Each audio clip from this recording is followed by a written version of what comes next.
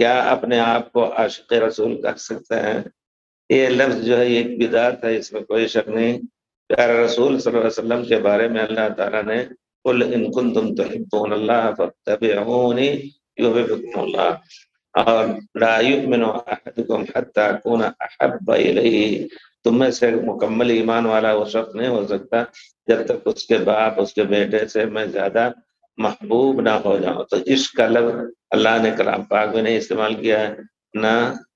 پیارے رسول کی حدیث میں آیا ہے،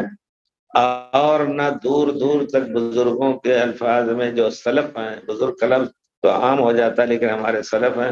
ان کے الفاظ میں اس طرح کی بات نہیں آتی تھی، سوائے اس معنی میں کہ اس کو پورے نام سے یاد کریں۔ عشق جو ہے کسی غلط لڑکے سے کسی لڑکی سے جو محبت ہوتی تھی اس کا نام رکھا جاتا تھا عشق، اور وہ تعریف کے انداز سے نہیں بلکہ اس کے ذم اور مذمت کے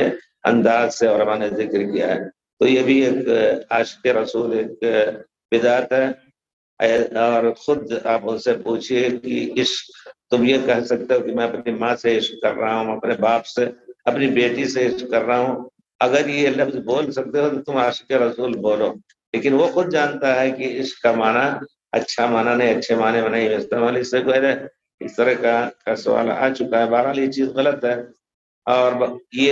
اور خود عاشق رسول اپنے کو کہنے والا ایک بناوٹی